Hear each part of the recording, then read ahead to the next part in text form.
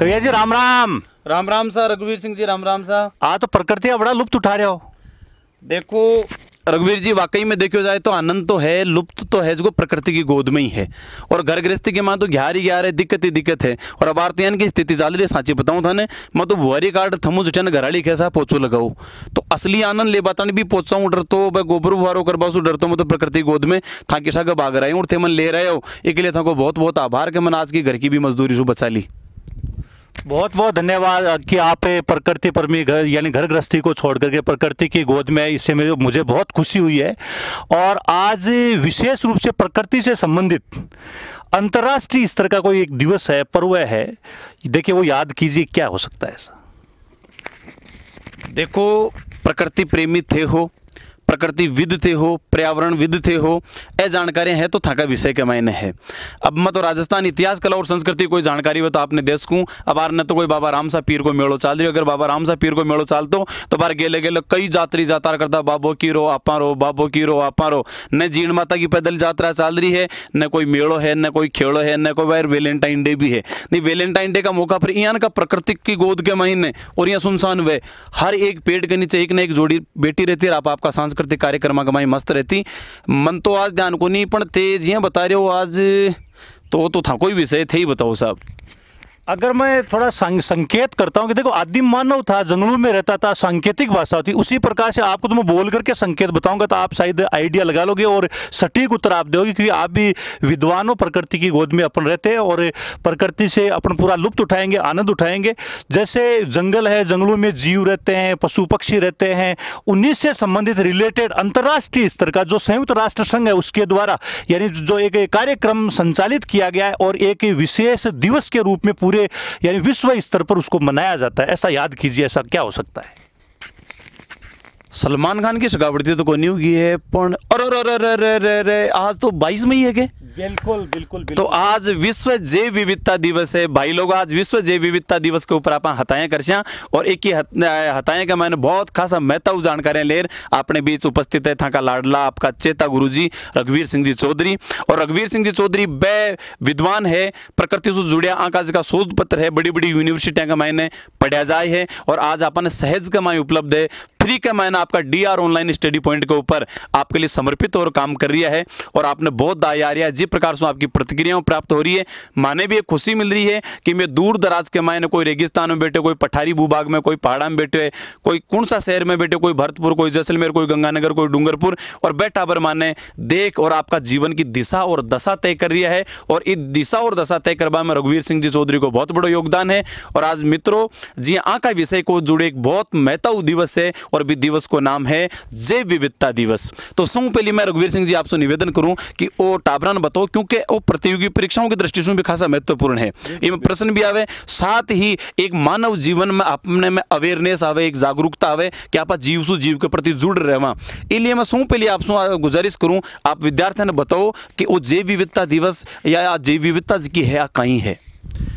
बिल्कुल बिल्कुल कविया जी, बहुत बहुत धन्यवाद। आपने कुछ प्रशंसा ज्यादा ही कर दी, लेकिन जैव विविधता वो बड़े सटीक शब्दों देखिए नाम से स्पष्ट है, जैव विविधता जीवों की विभिन्नता। लेकिन इसमें अपन क्या है कि पशु पक्षी है, वन्य जीव है, यानी जो जंगलों में रहने वाले और पालतू हैं उन सबको इसमें शामिल किया जाता है। जो धरातल पर भी रहते हैं, समुद्र में भी रहते हैं, सागरों में भी रहते हैं, झीलों में भी रहते हैं, उन सब की विविधता को इसमें शामिल किया गया, उन सब की पारिस्थितिकी को इसमें शामिल किया गया है। जो रियो डी जेनेरो या 1992 के अंतर्गत एक सम्मेलन हुआ था, उसमें विश्व जैव विविधता की एक सटीक परिभाषा यही दिखी थी। धरातल पर सागरीय और समुद्रों में रहने वाले जो जीव हैं वो पालतू भी हो सकते हैं, जंगली भी हो सकते हैं, उनमें पशु पक्षी भी आएंगे, सभी प्रकार के उन सब की विविधता को ही क्या कहा जाता है, यानी जैव विविधता कहा जाता है।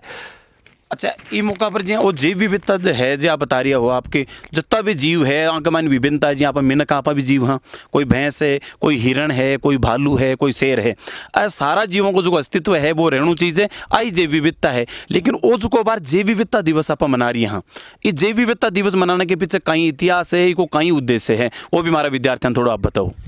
बिल्कुल बिल्कुल, आपको ये बताऊंगा, बहुत ही अच्छा प्रश्न है ये। कई तरह के इससे संबंधित रिलेटेड प्रश्न पूछे जाते हैं। सबसे पहले जो विश्व जैव विविधता दिवस है, अभी अपन जैसे प्रकृति को निहारेंगे चलेंगे, आपको कई सारे यानी पशु पक्षी हैं वो भी अपने को देखने को मिलेंगे। शायद आपने आज प्रकृति का बहुत ही अच्छी जगह का चयन किया है।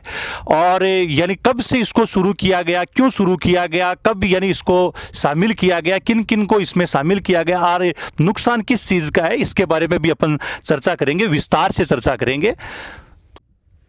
हाँ, तो कविया जी, जैसे जैव विविधता के पर्व के बारे में आप पूछ रहे थे, तो यानी किस प्रकार से इसको मनाया जाता है। देखो, सबसे पहले 1970 का जो दशक था, उसमें प्रकृति को लेकर के पर्यावरणविद हैं, यानी उनको अंतर्राष्ट्रीय स्तर पर चिंता महसूस हुई।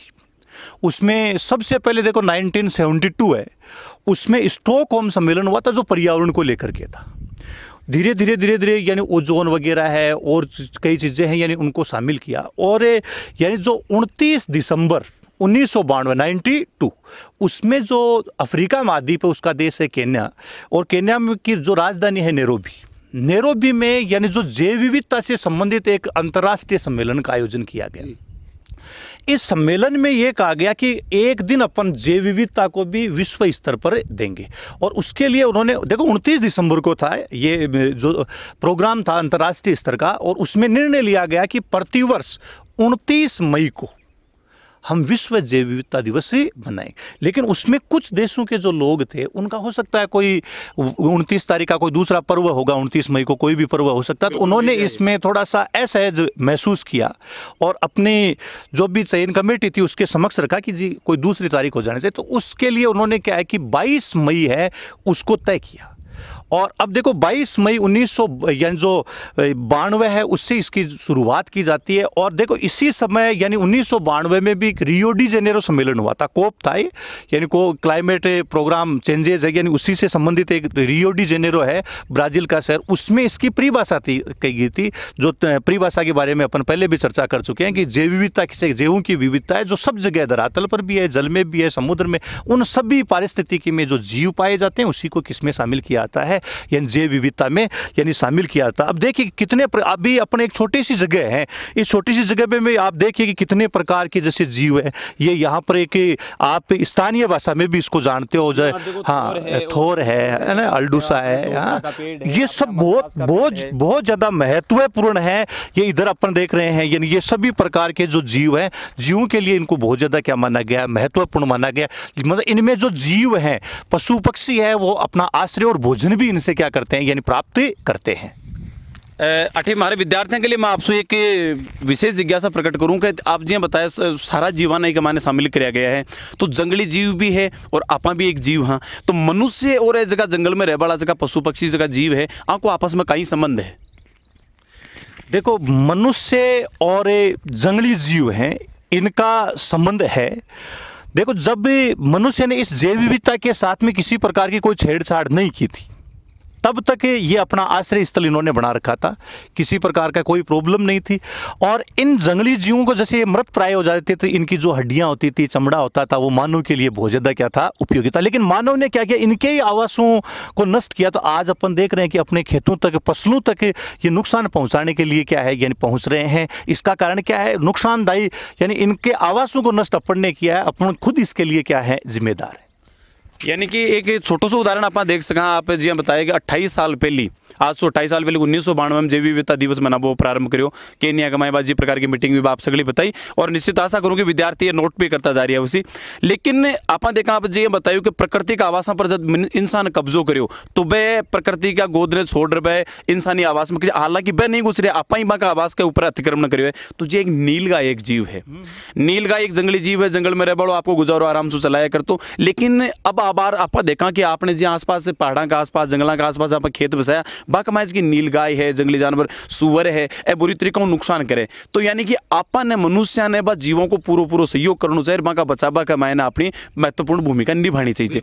अगर आप देखा कि जैव विविधता को चक्कर कटे टूटे, यानी कि जैव विविधता का मायने कटे न कटे समस्या आवे, जी मान लो कोई जीवों को क्षरण में कोई कमी आ जाए, तो बीसु मानव जीवन पर कहीं प्रभाव पड़े। देखो अभी अपन देख रहे हैं जैव विविधता से बहुत ज़्यादा प्रभाव पड़ा है। आप देख रहे हो कि एक जीव यानी गिद्ध था, गिद्ध था ही हो गया उस, क्योंकि अब देखने को नहीं मिल रहा है।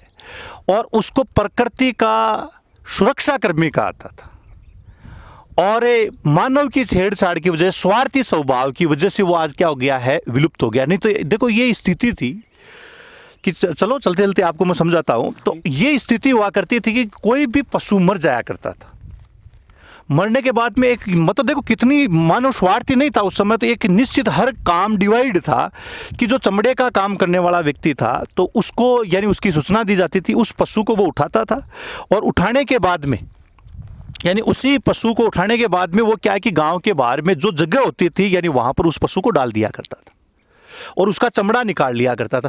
कुत्ते भी वहां पहुंच जाया करते थे, लेकिन कुत्तों से पहले यानी जो एक गिद्ध था, तीक्ष्ण दृष्टि, मतलब 500,000 किलोमीटर दूर से भी उसको यानी इसकी सूचना लग जाया करती थी, और वो अपने झुंड के साथ में आता, और जैसे ही जो चमड़ा निकाल करके जो व्यक्ति चला आता तो एकदम से उसका झुंड उससे मृत पशु पर गिरता था, और जैसे मृत पशु पर ये गिरा तो उसको नोच नोच कर उसमें मांस वगैरह था वो पूरा निकाले, बिल्कुल हड्डियों को सफेद साफ कर दिया करता। यानी किसी भी प्रकार का वातावरण में कोई वायरस नहीं फैलता था, कोई किसी प्रकार की बदबू नहीं आती थी, बिल्कुल वातावरण क्या होता था, शुद्ध रहता था।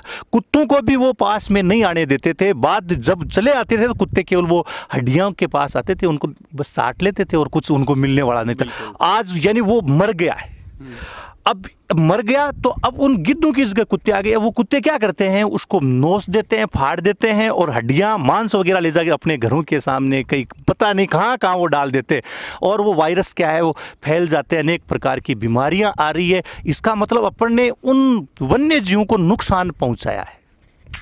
नहीं जी, आप बता रही है। हाँ।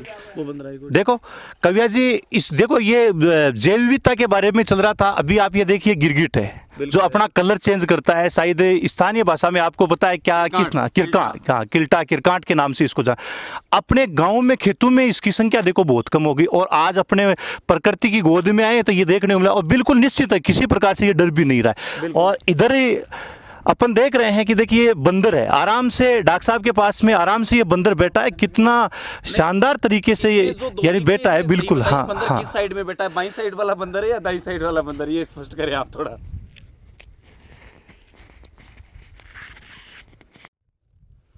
हाँ तो रघुवीर सिंह जी, अभी आप बताएं कि प्रकृति का रक्षक या प्रकृति का सफाई कर्मचारी जगह गिद्ध हा की प्रकार से पर्यावरण ने संरक्षण रखता, की शुद्धता रखता, सफाई रखता, तो वो जो गिद्ध हो की प्रकार से लुप्त हुई हो। आज गिद्ध अपन थे क्या ना कि गिद्ध था, मतलब वो था क्यों है क्यों नहीं, एक पीछे कहीं कारण है, थोड़ा बताओ।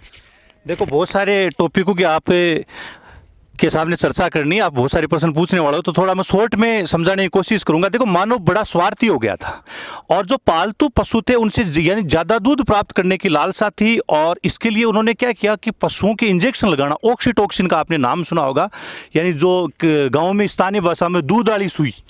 हाँ, तो वो ऑक्सीटोक्सिन क्या है कि जैसे पशु में लगाते थे तो नर्वल सिस्टम था, यानी उस पर वो अटैक करता था, तंत्रिका, जैसे इंजेक्शन भैंस के गाय के लगाते एकदम से ऐसे दूधनी जिसको कहते हैं एकदम, और उसका खून का दूध बन जाया करता। धीरे धीरे वो पशु क्या होता था, यानी कमजोर होता था, और पशु कमजोर होने से यानी वो एक दिन मर जाया करता। क्यों मरता कि उसकी हड्डियों में वो ऑक्सीटोक्सिन था, वो जम जा।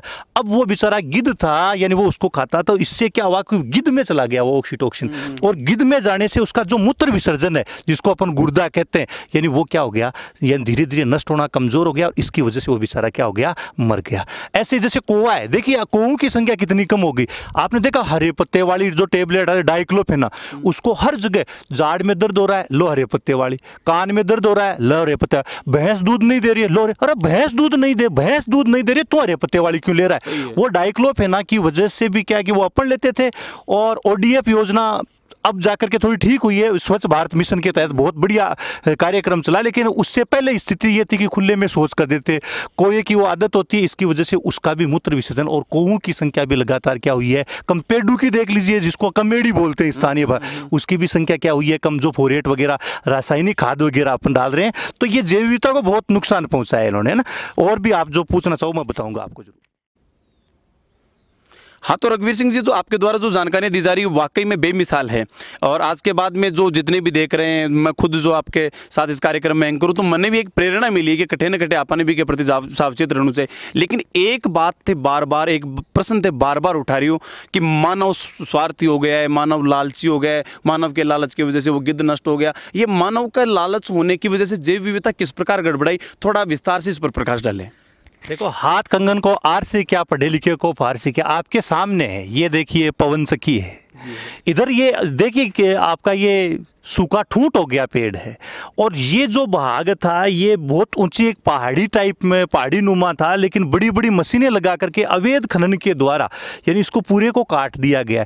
बेचारे इन पेड़ पौधों का पोषण नहीं हो पाया, ये सूख रहे हैं, ये बिल्कुल सूख गया, ये सूखने के कगार पर। ये क्या प्रकृति ने किया? मानव खुद ने किया है। इसके लिए जिम्मेदार कौन है? मानव। यहाँ कितने पशु पक्षी, कितने जीव रहते, आज उनका बसेरा बेचारों का नष्ट हो गया। इस पेड़ पर कितने पक्षी रहते, क्या आज आपको एक भी पक्षी इस पर बैठा हुआ दिखाई दे रहा है? ये मशीन कहाँ से कैसे लाई गई, कितने यानी जो पेड़ों को यहाँ से उखाड़ा गया है किस, और ये जैसे पवन चक्की चल रही है तो इसके लपेटे में बेचारे जो बेजुबान पक्षी है वो आते हैं, यानी टकराते हैं और मर जाते हैं। तो नुकसान हो रहा है कि नहीं हो रहा है? इस विकास कीजिए, मैं विकास का विरोधी नहीं हूँ, विकास के, लेकिन विकास वो होना चाहिए विनाश रहित विकास ही सतत पोषण ये विकास होगा। लालची प्रवृत्ति में नहीं है। आप पीढ़ियों के लिए हर चीज को इकट्ठा कर रहे हो, वो बिल्कुल गलत है। रघुवीर सिंह जी, इस मौके पर मुझे एक मेरे बहुत अच्छे मित्र कवि हैं बल्ली सिंह जी चीमा, उनकी दो पंक्तियां याद आती है कि साथी जमीन और जल जंगल का बचना बहुत ज़रूरी है, साथी जमीन और जल जंगल का बचना बहुत ज़रूरी है, इसीलिए अंधे विकास से लड़ना बहुत ज़रूरी है, इसीलिए अंधे विकास से लड़ना बहुत ज़रूरी है। इस युग की आप मांग भी है साहब, विकास तो है, लेकिन किस प्रकार को विकास हुए कि जैव विविधता पर जीवों का जीवन पर प्रभाव नहीं पड़े? देखो, अभी मैंने बोला सतत पोषण ये विकास, विनाश रहित विकास। आज अपन ने विकास किया, लेकिन विकास से ज्यादा आपने विनाश किया है। ये विकास ही है, पवन की एक विकास है, ऊर्जा का एक स्रोत है, नवीनीकरण स्रोत, लेकिन इस विकास से ज्यादा आपने विनाश कर दिया। बिल्कुल किया कि नहीं? एयर कंडीशनर है, हालांकि ये चर्चा अपन आगे भी करते हैं, लेकिन यहाँ भी एयर कंडीशनर ऐसी लगाई, लेकिन वातावरण को उस एसी ने क्या किया है? शुष्क किया है, नमी खींच ली उसकी। आज जलवायु परिवर्तन हो चुका है। तो बहुत सारे इस प्रकार के उदाहरण है, बहुत सारी चर्चाएं अपन और करेंगे। रघुवीर सिंह जी, भारतीय संस्कृति को मूल मंत्र है कि सर्वे भवन्तु सुखिनः सर्वे सन्तु निरामया सर्वे भद्राणि पश्यन्तु मां कश्चित् दुःख भाग भवेत्। एक मायने आ कोण केवड़ो कि सगळा केवल मिनक मिनक सोरा रहे, इमा सर्वे यानी कि सब जीव जंतु है, वनस्पति है, मनुष्य है, सर्वे भवन्तु सुखिनः, सारा का सारा सुखी रहे, सर्वे सन्तु निरामया, सगड़ा का सगड़ा निरोगा रहे। तो कटे न कटे भारतीय संस्कृति की जो मूल आत्मा है, मूल तत्व है, वो तो ई बात पर जोर दे है कि आज की जैव श्रृंखला है आप बरकरार रहे। ई पर था का विचार कहीं प्रकट करना चाहो? देखो, जैव श्रृंखला है, आपने जैव श्रृंखला के बारे में चर्चा की है, तो देखो सब को भोजन प्राप्ति में अहम योगदान पेड़ पौधों का है। और जो पेड़ पौधा है यानी ये सौपोषी होता है, यानी जो पेड़ पौधे हैं जमीन से अपना भोजन प्राप्त करते हैं प्रकाश संश्लेषण की क्रिया से, और इन पर प्राथमिक उपभोक्ता है बकरी वगैरह है, यानी वो क्या होती है? निर्भर होती है। और जो मांसाहारी यानी जो शाकाहारी जीव है वो पेड़ पौधों पर, वनस्पति पर होते हैं। मांसाहारी जो जीव होते हैं यानी वो किस पर निर्भर होते हैं? जो बकरी वगैरह जैसे शेर खा गया, यानी उन पर वो द्वितीयक उपभोक्ता। और जो सर्वहारी है यानी इन दोनों पर क्या होता है? और एक शीर्ष मांसाहारी होता है, यानी वो क्या है कि इन सब पर क्या होगा? लेकिन अंत में जो जैसे पेड़ पौधे हैं, जो जीव जंतु वो मर जाते हैं, वापस प्रकृति में चले जाते हैं, सड़ गल करके वापस प्रकृति की उर्वरा शक्ति बढ़ाते हैं, और वो प्रक्रिया बरकरार रूप से चलती रहती है। एक और आप बताता हूं मैं आपको कि भारतीय संस्कृति का बहुत बड़ा योगदान रहा है शुरू से ही। हालांकि अब पाश्चात्य संस्कृति का प्रभाव रहा, जिससे अपन ने इसको नुकसान भी पहुंचा। जैसे प्रारंभ अपने ऋषि मुनि है, यानी वो यही कहते थे कि प्रकृति की गोद में जन्म हुआ है मानव का। पीपल को देवी स्वरूपा माना गया है। उसको तुलसी का पेड़ होता है औषधि के रूप में काम, उसको अपन बिल्कुल काटते नहीं आज भी, यानी ये ऑक्सीजन में बहुत ज्यादा माहिर। खेजड़ी है, समीवृक्ष है, यानी उसको भी अपन बहुत ज्यादा ध्यान रखते हैं। तो यानी गाय है, गऊ है, यानी उसको माता के समान अपन ने दर्जा दिया है। तो प्रकृति को भारतीय संस्कृति ने बहुत कुछ दिया है, ऐसी बात नहीं है, और प्रकृति को जिया है एक तरह से। लेकिन अब थोड़ा सा पाश्चात्य संस्कृति का प्रभाव है, जिससे बहुत ज़्यादा कल कारखाने, खनन है, यानी वो ये प्राकृतिक आवासों को नुकसान बहुत ज़्यादा पहुँचाया है। उसमें खेती भी एक जिम्मेदार है, और इन सब के लिए मुख्य कारण है तीव्र जनसंख्या वृद्धि है। और उस जनसंख्या का भरण पोषण करने के लिए ये सब यानी करना भी पड़ा, लेकिन ये सोच समझ करके करना बहुत ज़्यादा जरूरी। कहने को मतलब आप जी बता रही हो भारतीय जी की संस्कृति का संस्कार है अपन जीवता रखना पड़सी जी। बड़ पीपल अपनी दादी नानी सींचे, आज भी अपनी मम्मियाँ सींच रहे। लेकिन आज कुछ को वातावरण देखा 20 आप सो लागे कि आबाड़ी जी के बायाँ हैं ए जब मम्मी नानी दादी बनसी जना साइदी संस्कृति ने मुश्किल ही बचा पावे, क्योंकि एज की है कटे न कटे अपनी जड़ों से कटती जा रही। नहीं आप बताए खेजरी ने सींचता, तुलसा जी ने सींचता, पीपल ने बड़ ने सींचा करता। जी गर्मी आवे पक्षियों के लिए, चिड़गली कागलों के लिए, कबूतरा के लिए पानी का कुंडा लगावे, मछलियों के लिए आटा की गोली रखे, साफ सुबह उठता है कोई भी है कबूतरा के लिए दाना बिखेरे, कुत्तों भी आगे घर के बाहर ना आएगो तो बिने भी रोटी दें। यानी कि सारा जीवन आप बचावा के लिए प्रयास करा। अठा तक देखो आप हर जीव ने जगदम्बा माँ दुर्गा को वाहन शेर ने बना दियो ताकि कोई शेर न मारे नहीं। आप गणेश जी को वाहन ऊंदरा ने बना दियो, चूहा ने बना दियो ताकि चूहा को भी कमाई महत्व बने रहे। भगवान शिव जी को वाहन आप बेल ने बना दियो। तो कटे न कटे हर जीव को आपने मिनखा के जीवन के मायने भी बहुत ही महत्वपूर्ण योगदान है। अब आप बताएं कि जनसंख्या वृद्धि को पेट भरवा के लिए हरित क्रांति आई, तो कहीं जैव श्रृंखला डगबगापा में या मायने कटे न कटे ये हरित क्रांति को भी योगदान है। बिल्कुल। तो बताओ देंगे हमारे छात्र ने कहीं कहना चाहो आप। देखो हरित क्रांति गेहूं की क्रांति थी, ज्यादातर गेहूं की, हालांकि इसमें चने की पैदावार भी बढ़ी थी। और इसके लिए अपन ने क्या कि HYV बीज, HIV नहीं कविया जी HIV नहीं है, HYV हाइब्रिड बीज। अच्छा हमको HIV नहीं बोले। और इसके लिए अपन ने क्या उन्नत किस्म के बीज, हाइब्रिड बीज है, अमेरिका से अपन ने आयात किए। और पहली बार जब प्रयोग किया तो बहुत ज्यादा हाइब्रिड बीज बोले अगर। हाँ। तो उस पहली बार जब उत्पादन हुआ, बहुत शानदार उत्पादन हुआ, अमेरिका बड़ा चिंतित हो गया। दूसरी बार जब अपन ने और शानदार, अमेरिका ने कहा और शानदार आपको बीज दिए जाएंगे, तो जब वो बीज अपन ने लिए तो उसने क्या है कि गाजर घास भेज दी, जिसको यानी पार्थेनियम के नाम से जाना था। और वो खरपतवार और यानी जमीन की उर्वरा शक्ति, जैव विविधता, अन्य पादपों को नुकसान पहुंचाने में उसका बहुत बड़ा योगदान रहा। एक तो ये हुआ। पहले देखो अपने सजावटी पौधों में हजारा हुआ करता था, गुलजारा जिसको बोलते, केसरियो हजारी गुलरो फूल, हाँ वही हुआ करता था। लेकिन देखो धीरे धीरे अपन ने क्या किया कि विदेशों की सीनरियां देख करके यार ऐसे यानी पौधे अपने पास भी होने चाहिए, गमलों में वाले होने चाहिए। तो अपन ने मैक्सिको से यानी ऐसे पौधे यानी आयात किए। मैक्सिको वालों ने बड़ी चाल चली कि भारतीय जैव विविधता का नुकसान होना चाहिए, तो भारतीय जैव विविधता नुकसान उन्होंने लेंटाना भेज दिया। लेंट जो पीली फुली होती है ना, अलग अलग उसको अलग अलग नामों से जानते हैं, जिसका वो मैं पार्टी देखो मैं एक पर्यावरणविद के नाते मैं इन पार्टियों में विश्वास भी नहीं करता, इनसे मैं बिल्कुल दूर रहता हूँ। जो जैसा भी हाँ वो उनका मैटर है, उस मामले में मैं चर्चा नहीं करना चाहूँगा आपसे बिल्कुल। लेकिन जो लेंटाना था यानी उस सत्यानाशी बोल सकते हैं आप, है ना, हाँ, तो उसने बहुत ज़्यादा नुकसान पहुँचाया कि तो जैव विविधता को बहुत ही नुकसान उसने पहुँचाया। अच्छा आपा देखा बार जी आप अरावली की पर्वत श्रृंखला के ऊपर खड़े हैं। अरावली का पर्वत है, आपने चारों मेर जी धोकड़ा का पेड़ दिख रहा है। अटे की जानवर व्या करे जी आपने हिरण जियान को 12 सिंगा जानवर है भाई आप पर्वता का मायने रहा धोकड़ा का पेड़ा न खाए और धोकड़ा का बीजन एक जगह दूसरी जगह फैलावे। लेकिन एक वो न्यू एक बिलायती बबूल आयो है, वो बिलायती बबूल न तो बात जीवा के काम को है, ना अपने इंसाना को काम को है, और ना पर्यावरण में तो ज़्यादा विशेष को योगदान। जब एक मामला में आप सरकार ने कहीं आग्रह करना चाहो कि इस स्थिति में सरकार कहीं निर्णय ले, कहीं करे।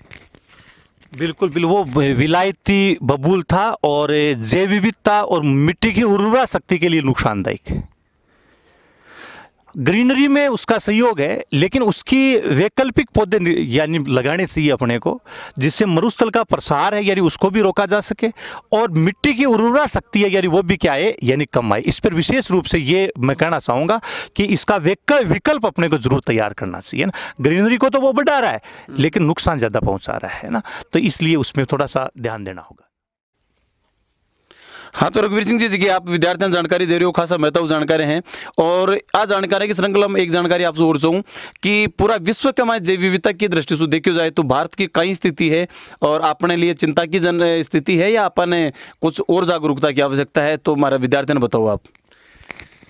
ये आपके लिए बड़ी सुखद अनुभव होगा, बहुत ही अच्छा लगेगा। संतोषप्रद यानी प्रश्न भी है और संतोषप्रद आपको जवाब भी मिलेगा। विश्व के 17 देश जैव विविधता की दृष्टि से संपन्न, उनमें हमारा भारत देश भी शामिल है। और इन 17 देशों में 70% जैव विविधता पाई जाती है। भारत के पास में विश्व का 2.4% एरिया क्षेत्र, लेकिन विश्व की 5% जैव विविधता यहाँ पर पाई जाती है हमारे भारत देश में। हाँ, और यहाँ पर 46,000 प्रकार की वनस्पति में जैव विविधता, 46,000 प्रकार के पेड़ पौधे वनस्पति पाई जाती है।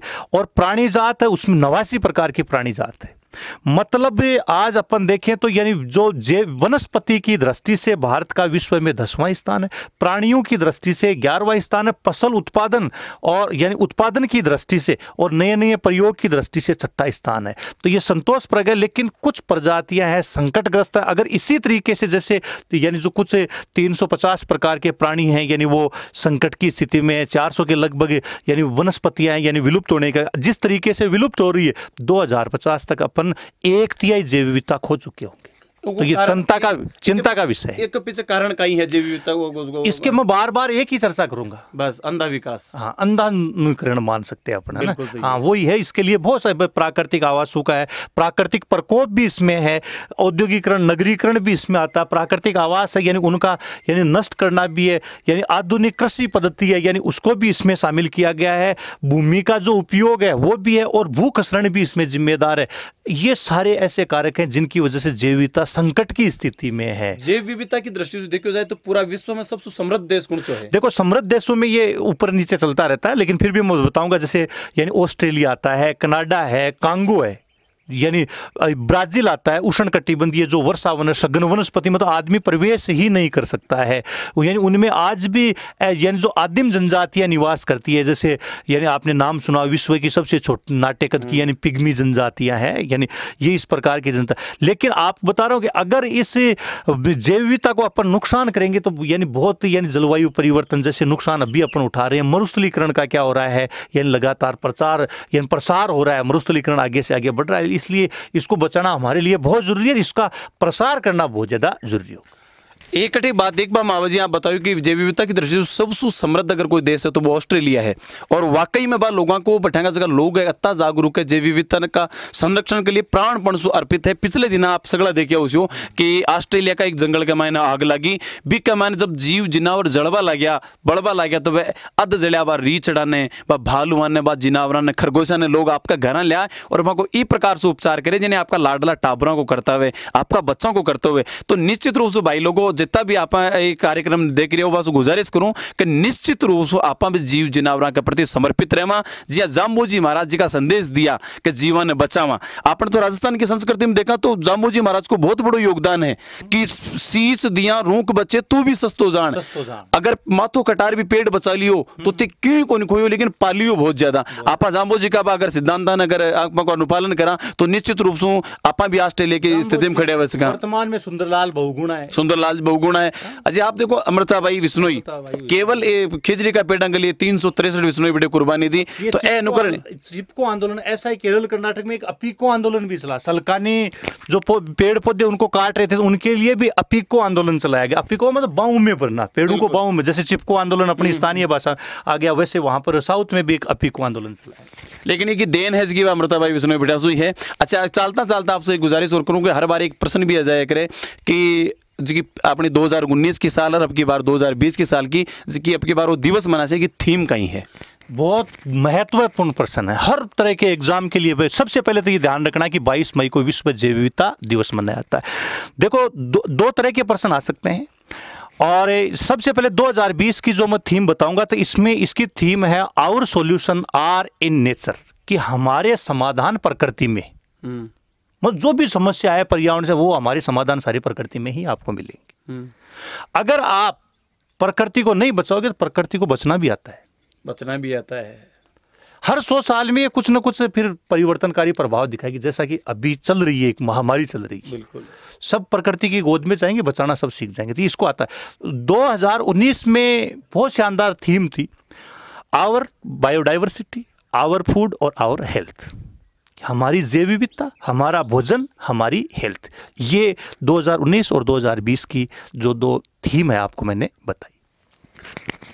तो ओहो भाई बहना आज को आपणो पर्यावरण संरक्षण जैव विविधता ले एक प्यारो सो कार्यक्रम आशा करा आज को कार्यक्रम आपने दाया उसी और जिससे भी वो कार्यक्रम आपने लाग्यो कमेंट बॉक्स में भी की प्रतिक्रिया में जरूर लिखो ताकि भविष्य में पढ़ावा को एक नयो तरीको अपनार क्योंकि विद्यार्थियां क्यों है कि सीखवा का जगह सगू तगड़ा तरीका है जगह कौशल है वहां में LSRW सौ तगड़ो कोई तरीको है वो सुननु है। अगर आप सुननु सीख जावा तो निश्चित रूप से आप विद्वान बन सका हाँ। तो आज को कार्यक्रम केवल आपने सुनावा के लिए हो वो कार्यक्रम आपने बोर्ड के माध्यम से समझाए नहीं गयो तो आशा करा जरूरी के माध्यम से भी आप 3, 4, 5, 10% जरूर निकले हो और जिससे भी वो कार्यक्रम लाग्यो आप कमेंट बॉक्स में जरूर लिखो। अब चाहो आपसे इजाजत। रघुवीर सिंह जी आप विद्यार्थियों के लिए खासा महत्व जानकारी दी आपको टाइम दियो ये वास्ते आपको घणो आभार आपने घना धन्यवाद। इस कार्यक्रम में अन्य लोगों की जो महत्वपूर्ण भूमिका रही है जिसमें डॉक्टर देवेंद्र सिंह जी खींचड़ है उनका बहुत बड़ा योगदान रहा है। पूरी थीम को उन्होंने तैयार किया है।